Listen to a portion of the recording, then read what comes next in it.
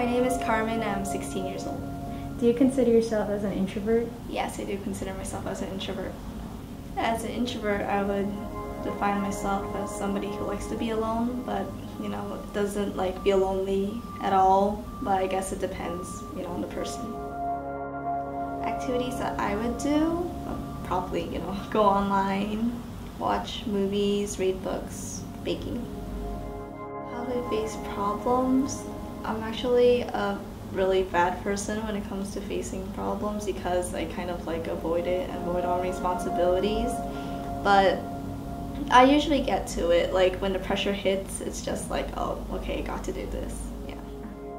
The media, I guess, in their form of way, like what they see introverts as, I like rarely see it in movies, but I usually see like people who are like alone in the hallways, they're considered like loners or they're being bullied.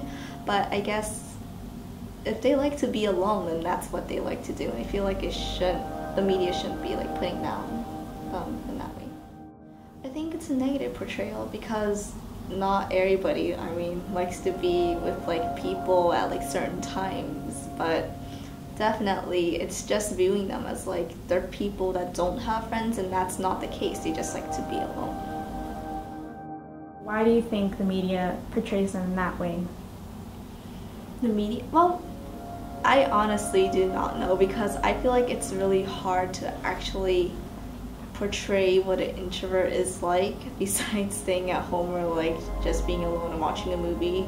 But I think it's just because usually lots of people, like, they're expected to have like a social life, and it's just like people who like are like being seen as like they don't have like a social life kind of means like that they don't have any friends, and no, that's not what it is. I feel like it is an issue in that like people who are introverts, they'd probably push themselves to a certain extent to always be with people like extroverts, but it's pretty bad and damaging to an introvert because they need some time alone to like be themselves and like think.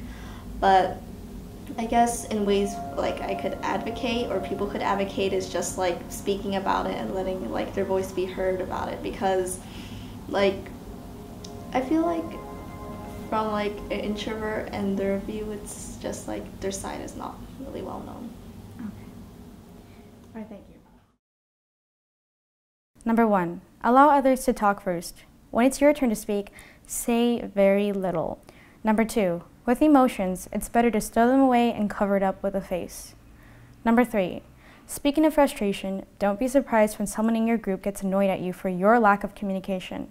Also, try to get frustrated yourself for doing the majority of the work. Number 4, hang out in small groups that usually don't belong to any cliques, or you can hang out by yourself. Number 5, notice the little things. When I say the little things, I mean the flaws that surround you, especially yourself.